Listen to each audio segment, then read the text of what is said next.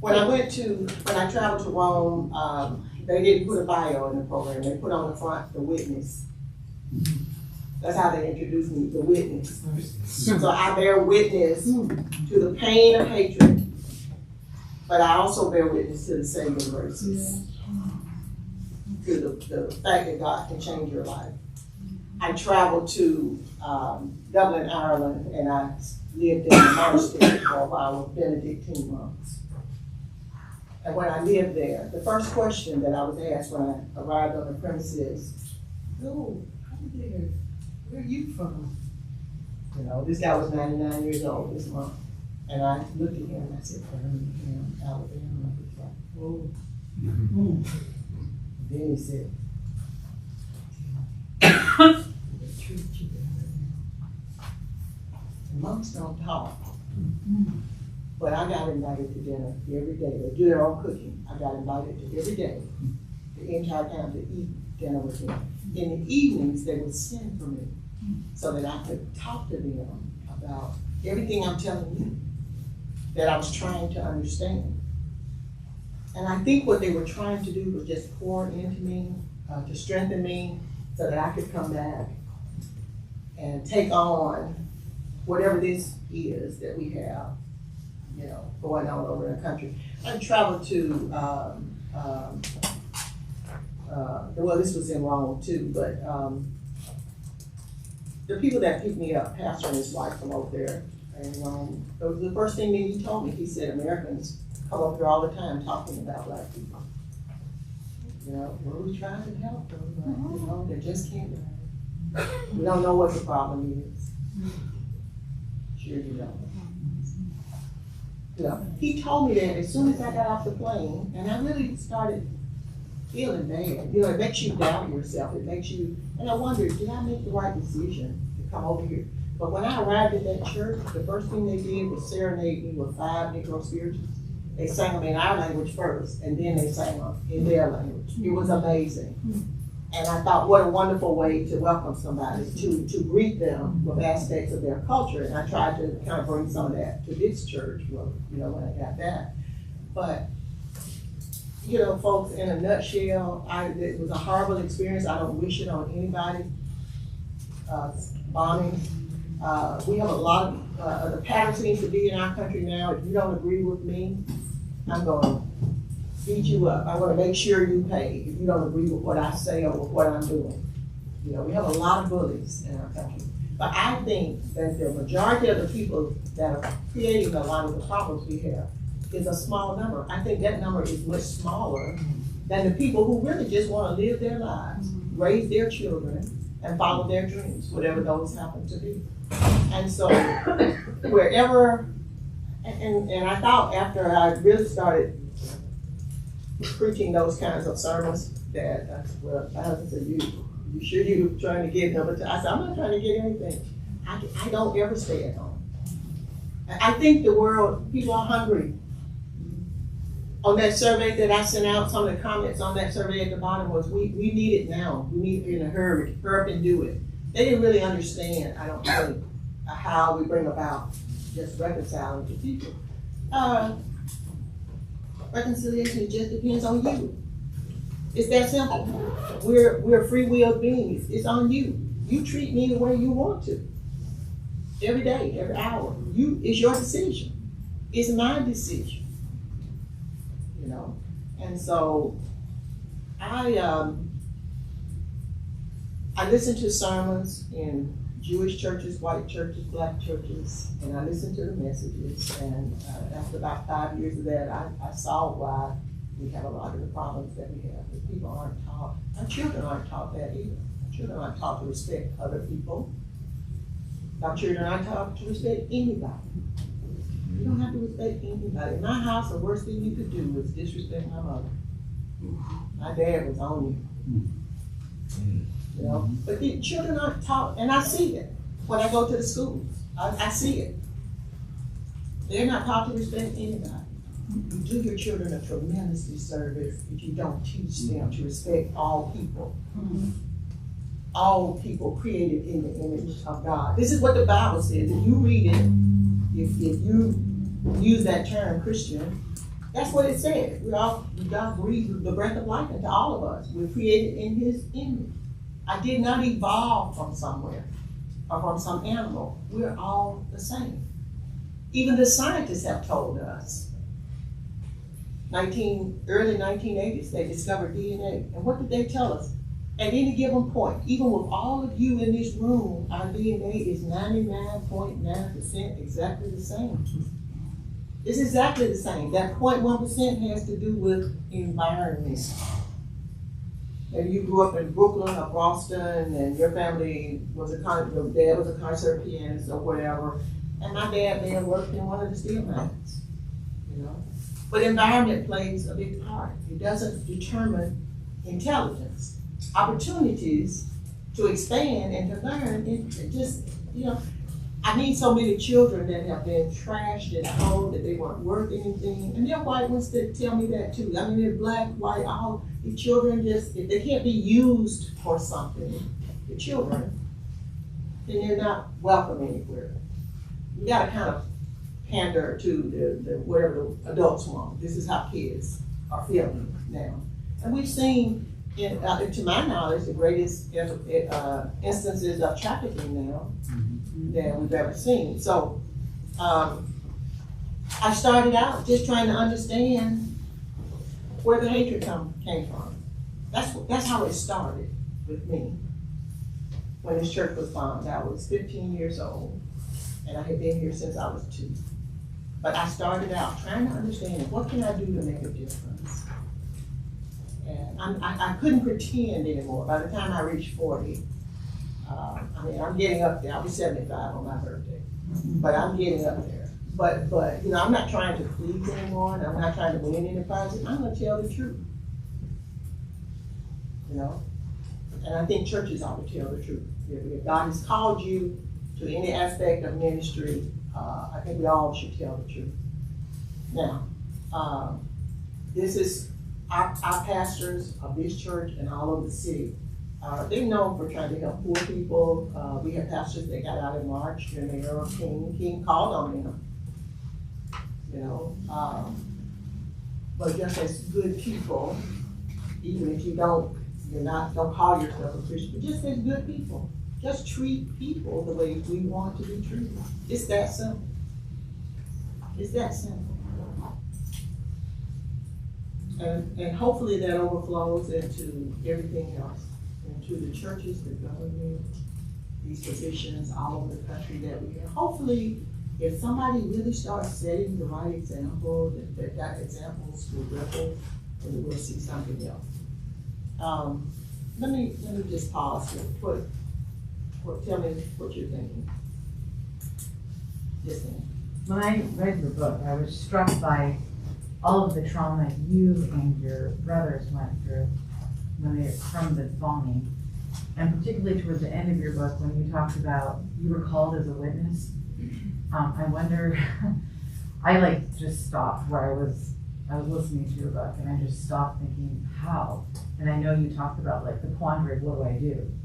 Do I want to help? I'm trying not to go. And so I wonder if you would speak to that as part of your conversation of reconciliation. Not because you did it, I didn't get the sense you did it to reconcile, but you were trying to walk in truth.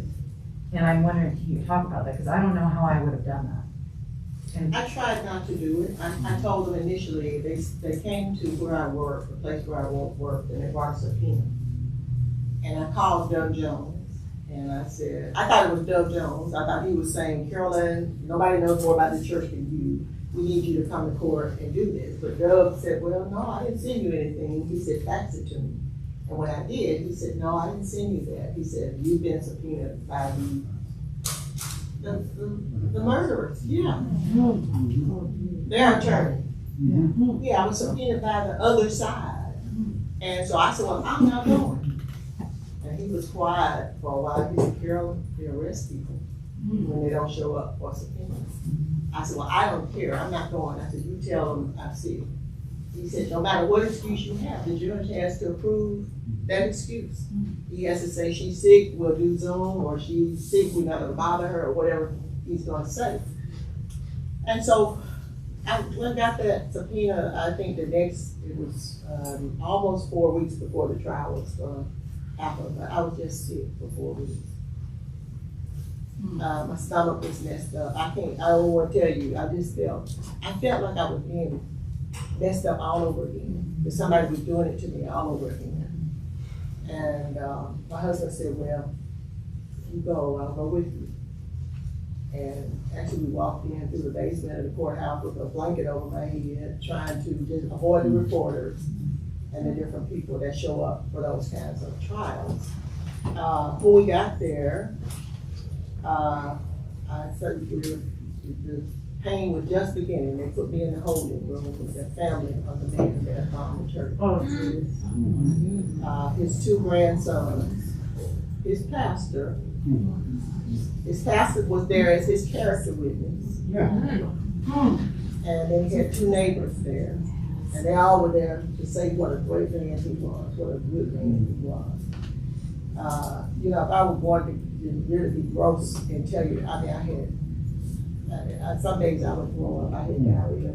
I think from the time I got that subpoena and found out what was going on until the time we actually went to court, I just felt like my body was dying all over again or something. And after that trial, I just said, no, I'm gonna fight back. I'm not going back into that depression, that state of I don't know, back then we didn't have a name for it. And really, I didn't know anything was wrong. I just knew I was different.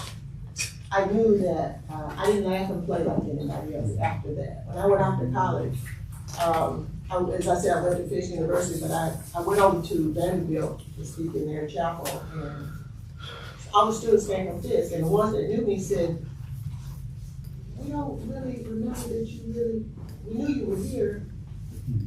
Your name is on the roll, but you never, I wasn't in anything. I didn't join, I didn't fraternize, I just did my work. And so, when you're young, you don't notice those things as much, but now they have noticed it. So they have called me now, all of the alum that are still living want to come to Birmingham and take a trip. So we had no idea we had somebody in our midst that suffered all of that. And so we're doing what kids do, have a good time. But I had, when I lived in Atlanta, I had nightmares a lot. I couldn't sleep. I had a rash on my hand that the doctors couldn't get rid of. And I found the tape. I had to tape my hands up. The medicine was in the tape. And I would have to do that to keep the rash at bay. But I do remember the doctor said to me one day, we're going to have to just figure out what's bothering you. And I said, it's not bothering me. Because I didn't know that there was anything bothering me. But I understand that. I understand. I understand that it's a choice we make every day. And many people have made the choice. We're going to keep hating. We're going to keep confusion in front of everybody. We're going to make life as miserable as we can make it for everybody else. And that's exactly what they've done. Whoever those people are. Yes, sir. Thank you so much. I'm Dan from Wisconsin, teacher there. Kind of going along with that, kind of piggybacking on that. In your book, where I paused was the day after, Monday, September 16th. I think you talked about how you just went to school. Your dad made breakfast just like he usually did. You went to school. No one talked about it. That seemed to be, right, that's where the trauma wasn't dealt with, and you dealt with it later in your life. So I guess just if you want to talk about that, and then now that you kind of understand that, does it gives us all pause, but with like the school shootings and things like that, does that harken back to your memories of kind of what happened here on September 15th? Or? Yeah, there was, believe this, there were no shootings. I'm a graduate of Parker High School, first black high school that was created here for us. My dad was a graduate of that school too. It's pretty old, but the damage I think was really done more with the second bombing. Yeah. The one across the street from our house. Yeah. Because this church is sound. This church is well built. It's like when the bomb went off here, the church went. It had a hole in the wall, And it just happened to be outside the wall where the bathroom was, where the girls were. But it's like the church didn't collapse, it just went wrong. And the architects told us that. When they came to renovate everything, they told us how well built it was. The bombing in home, just imagine, you're in a little frame house. 15 sticks of dynamite out here versus 15 sticks of dynamite in the types of homes that we had back then. The bomb was across the street from our house. You go across the street and go down to 1, 2, 3, the third house. But it damaged all the houses. If you had that front picture window, everybody's was broken. If you had cars in the driveway, the car windows were broken out. And this was also during that time when they would not sell Black people insurance for their homes. So there was no such thing as getting repaired unless you paid for it. But to answer so your you were traumatized by that. What was then said the day after that? If you thought that was the more traumatizing. The first this bombing at the church, the FBI came to our house the first week, and they came back again. They interviewed me twice, and the basic premise was tell us everything you saw, everything you remember, and then they hoped that when they come back again sometime that maybe you remembered something else.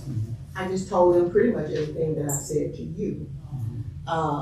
With the second bombing, nobody came out. George Wallace came out that next day about 10 o'clock that morning and said, we're going to get the people that committed this dastardly act. He came out and shook hands with all the neighbors and everything, but the neighbors still had to pay. The people had to pay to get their homes built. I think about a lot of things like when I said all of the responsibility, but not the privileges. I think of what it would have meant to my dad with 6 kids. If he could have sent them to the University of Alabama, how much cheaper that would have been. This is where a lot of the student debt was coming from. And we have a lot more today than we had back then. But my dad was determined that we were going to go to school. He had a master's, so he knew the importance of that. He was determined that somehow, he worked 2 jobs all his life, taught school by day, waited tables at night. And he waited tables at the Birmingham Country Club for 37 years. It's a club that still does not admit Black people today. But he worked there because he needed the money. He had 4 boys and me and my sister. And he was trying to at least give us a chance of some sort. But he knew if you weren't educated, you had no chance. You just had no chance. So that morning when we were at Parker High School, we just came to class, just like we're doing now. And the teacher said, turn the page, whatever. We didn't have an assembly. We didn't say, well, does anybody want to talk about what happened yesterday? Does anybody have a question? There just was nothing said. When we moved out of this church so they could renovate it, and we came back into the church 8 months later, there was nothing said. All of this that you saw this morning was just put here in the last 3 or 4 years. There was no classroom named after the girl. If you go to other parts in Chicago, there's a daycare center named after Carol Robinson. If you go around the country, other people did things. We did nothing here. And I think that people wanted to just forget it. Sometimes when you go through things that are so horrible, and especially children are involved, you just want to move on. And they thought it was best, just don't talk about it. We want the kids to be upset or nervous, just don't talk about it. So no one talked about it at school. We didn't have an assembly. We didn't have a Q&A period. We didn't have anything. We just kind of muddled through it the best we could in our own head. And it's what was troubling about it is frightening. When someone bombs your house, it's frightening. And then they bomb your church, and then later you think, well, okay, we're gonna be all right, And then they come and bomb the house across the street. Remember I said there were over 60. Let me read something. Well, I think I brought my glasses. I'm notorious for forgetting to bring the glasses. I'm gonna read, there was a preacher that was standing on the outside of the church after it was bombed. And these are his words, and I put them in my book, but they just carry so much more force when you read them. And he's still living. He lives in New York. He left here and moved to New York, but this is what he said. He said, the savage, brutal, murderous, and ungodly bombing of 16th Street Baptist Church on Sunday morning, September 15th, has revealed to the whole world the evil of racism. Those few terrifying minutes of the blast said what we have been trying to say to the nation for years, that there exists in Alabama the most unconscionable disregard for man and God on the part of some. If white supremacy consists in the wanton and brutal destruction of worshipers of God in the very house of worship, then I must confess that the church bombers are the most supreme murderers and cowards the world has ever seen. Only the diseased mind can aspire to reach such depths. On the morning of the bombing, I stood across the street from the church behind carbine-bearing policemen and watched as the covered bodies were placed in waiting ambulances. Policemen drove a small crowd off the street, and I got onto a nearby porch. Women, seeing the covered bodies brought from the church, cried and screamed without restraint. I could not bring my mind to believe what my eyes saw. It was like a tale from some distant land where people know nothing about freedom and democracy. On September 1963, I sent a telegram to President Kennedy cataloging some of the terrible incidents which have afflicted and continue to afflict the city and our citizens. And I share that list with you. On this list, and it's a 2-page list, he lists all the bombings that have happened. Mr. President, I've been writing to you over and over again, help us. They keep bombing our homes and our property. March 1963, Negro home destroyed by a bomb. May 11th, A.G. Gaston motel bomb. May 11th, that night, the home of Reverend A.D. King is bombed. That's the brother of Dr. King. September 14th, I'm just going to read a few of them. The second bombing of Arthur Shore's home, injuring his wife. The firebombing of the home of A.G. Gaston, who owned the motel and built the motel. June 27th, the fatal shooting of Blaine Gordon, 16 years old, a mentally ill youth by Birmingham policemen. You know, the list just goes on, and this is the church bombing this year will be 55 years ago. So this was Birmingham 55 years ago, but it really sounds like the nation today. Mm-hmm. Now, I'm going to try to read this to you too, but I really didn't bring the glasses. I always forget them. I have one in every room at home. So, but when the church was bombed, children in Wales, when they found out that little children had been killed, they wanted to help. They wanted to do something. And so we received a letter from John Pitts, and he was an artist. And he said, I'd like to create some type of memorial for you. Perhaps replace one of the stained glass windows. If you say yes, we'll determine where. We'll create it, we'll ship it to you, and I'll come and install it if you agree. And we agreed. And so those actual letters and things, for those of you that do historical types of things, of work or papers, all of that, when I was chairman of our trustee board, I put all of that in custodial care across the street at the Birmingham Civil Rights Institute. I'm serving as vice president over there too, and they do an excellent job of maintaining and preserving those types of documents. So everything that pertains to the church, I began to see that a lot of things were missing when I was chairman of the board. And so I just began to, as I found things, to send them across the street. But this is, okay, I'm just going to try to read the part that he says, in this letter, John Pitts is really just describing, this is what I had in mind when I created the Wales window. The children, oh, okay. Thank you. The children of Wales wanted to respond. They wanted to do something. They said, "Oh my, they killed children. We want to help." So the children of Wales started collecting pennies. Those pennies grew into over $1 million. And they had adults that wanted to give a lot, but John Petch would not let any adult donate more than $500 because they wanted the children to get the credit for something they started. But after he put the window in, he sent us a letter saying, here's why I use these colors. Here's what this means. And you can probably Google this and find it online. It's in, I think it's in all the books that I have, but he wanted you to know what he was thinking about when he created it. So I'm just reading a small part of it.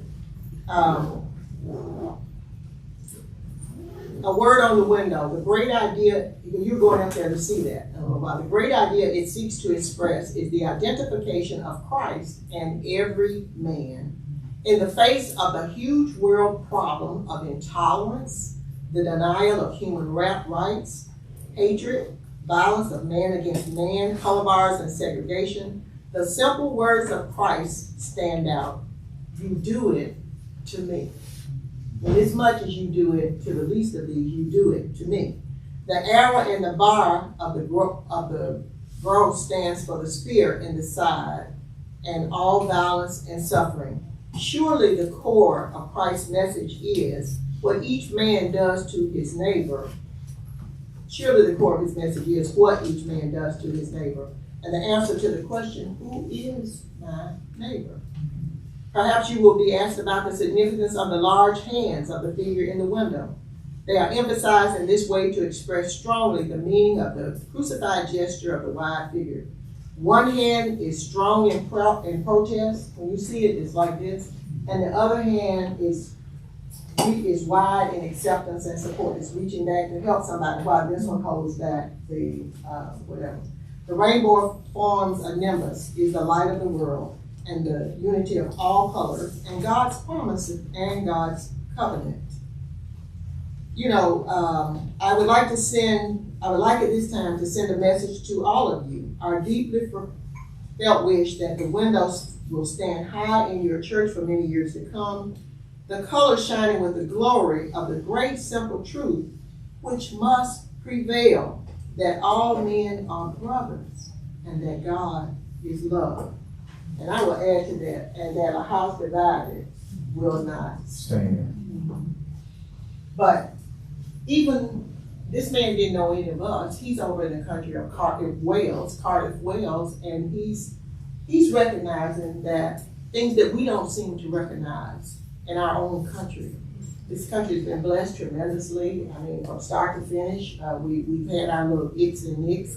I thought that we were making progress. It appeared at one point that we were making a lot of progress, but I'm not sure where we are now. I hear people talking again about internment camps and locking people up and getting even with people. And I'm not going to tell you that it doesn't bother me, that I'm not afraid of it. Talk to some Jewish people. I have a lot of Jewish friends. You can't tell someone who's already lived through that, that it won't happen. That's right.